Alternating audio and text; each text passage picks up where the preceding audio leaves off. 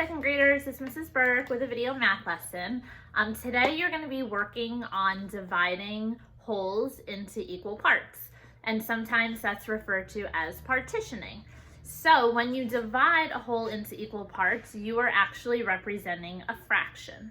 So for today's lesson, I want to review with you some fractions we can represent in different size wholes or different shaped wholes, okay? So on my board here, I drew 4 different wholes. This is one whole circle. This shape is one whole square. Here I drew one whole triangle, and here I drew one whole rectangle. So what I want to do today is practice partitioning them or dividing them into equal parts to show a fraction. So let's start by looking at what a whole means. Since these pictures represent wholes, a whole is when you divide something into one part. So this entire thing is just one piece. It's the whole piece. And the fraction that represents a whole is this 1/1. We call this top number the numerator and this bottom number the denominator.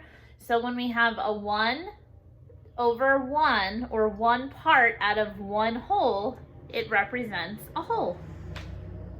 Okay, so let's take these wholes now and start partitioning them. So the first thing we're going to practice is partitioning into halves. And a half is when you have 2 equal parts. And the fraction that represents 1/2 is 1/2, like this. So I'm going to practice representing halves. I know that I want to split it equally. So on my square, one way I can do that is from top to bottom. So start at the top and make my way to the bottom. That now has 2 equal parts. One of them is here and one of them is there. I could also, let me grab my marker. I can also show it going across from left to right. I start on the left side and I go to the right side. So now I have one of the parts on top and one of the parts on the bottom, and they're both equal sizes. Finally, one other way we can divide this is going from corner to corner, known as a diagonal. So I'm going to start in this corner and I'm going to draw a straight line to the opposite corner. So now I have one part here and one part here. So my half and my half, 2 halves make up the whole. Let's look at a circle. A circle has so many ways we can split into half.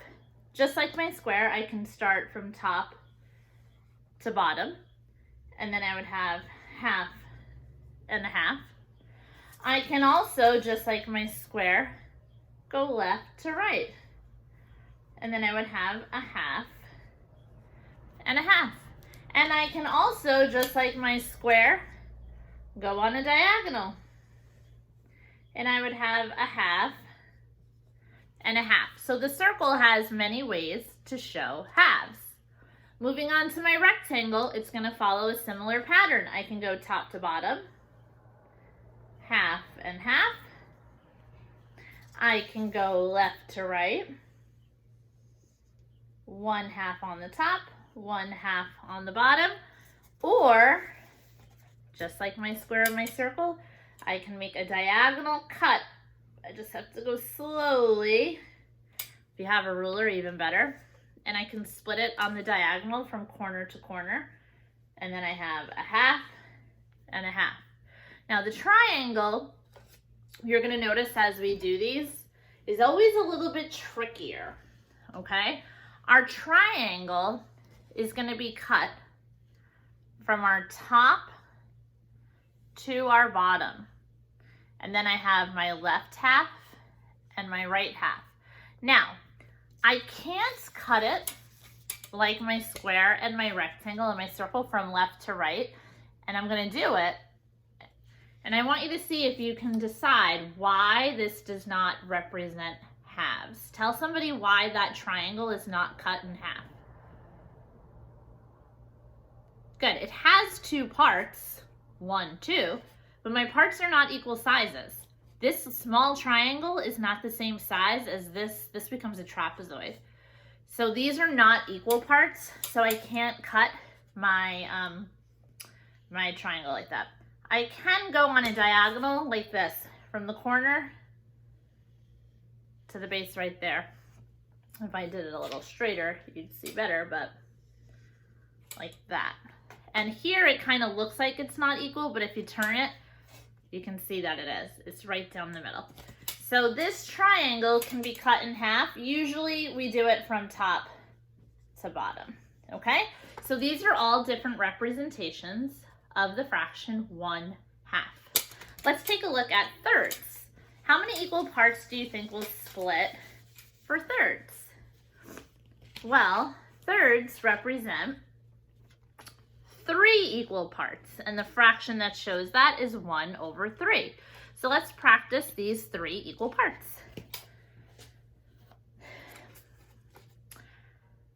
We'll start with the square. Squares are typically easier than the other shapes, or rectangles also, so I like to work with those first.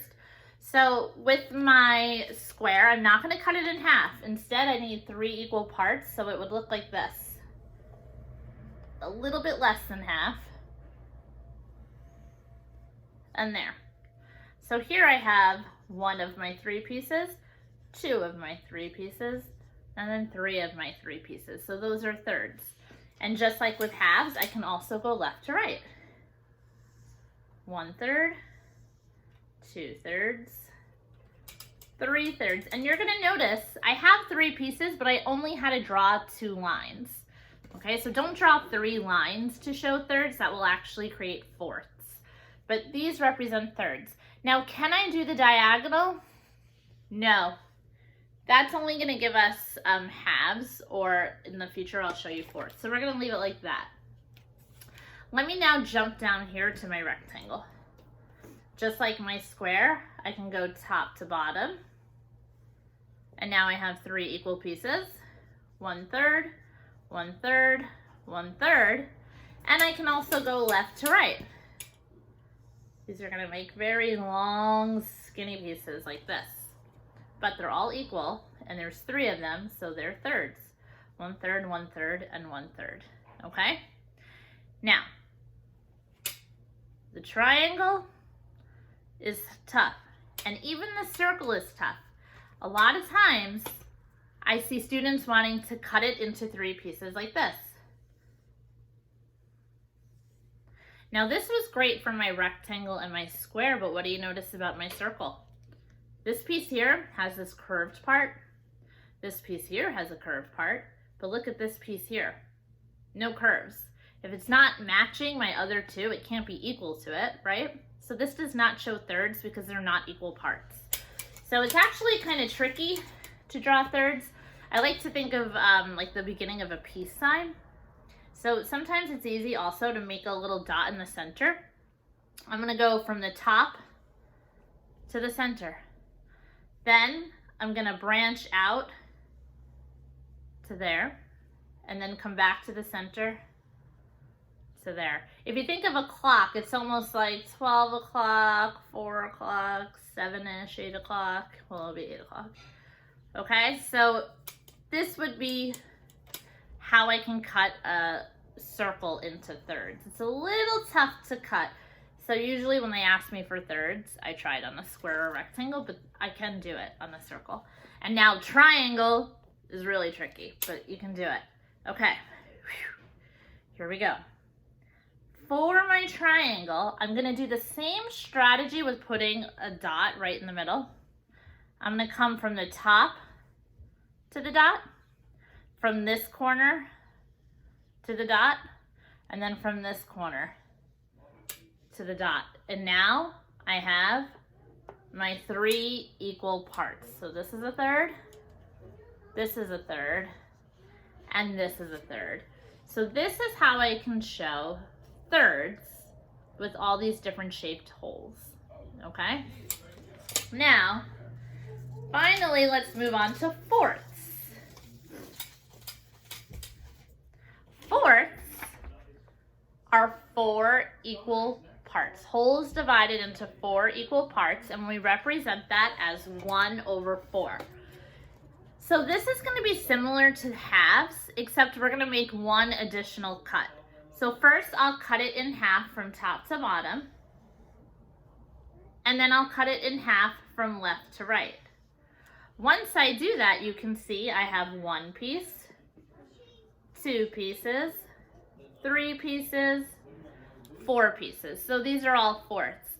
I can also go back to that diagonal shape, and I can go across on this diagonal and then across on this diagonal, almost like a do not enter. This also represents fourths. Now let's see. In my square, let me do the double diagonal. First I cut it in half, then I cut it in half again, and I have 1 piece, 2 pieces, 3 pieces, 4 pieces, or I can cut it from top to bottom and left to right. Top to bottom gives me half. Left to right now creates fourths. Okay? Moving on to my rectangle, which is always very similar to my square. I can go diagonal, corner to corner. And now I have 1, 2, 3, 4 equal pieces, or, ready? Watch. This is how I want you to do your rectangle. Nice and easy, like a gift box that you're wrapping with a nice bow. Cut it in half. Cut it in half again. I have 1/4, 2/4, 3/4, and 4/4. Now this next one is always very challenging. It's kind of fun, but it's challenging. How can I cut a triangle into fourths? You can do it. How you're gonna start is by making a little triangle inside the middle of your triangle. Watch this. It's gonna look weird at first, but all of a sudden you're gonna say, wait, I see 4 triangles. Watch. You're gonna cut there to make a little triangle at the top, right? Now, certainly this isn't in half, but watch what happens. Now I can put a little dot right here. I'm gonna draw down to the dot, down to the dot, and now look what happens. I have 1 triangle, 2 triangles, 3 triangles, 4 triangles. Now they look a little different because this one kind of looks upside down, but if I turned it around, it would be the same shape as my other triangles.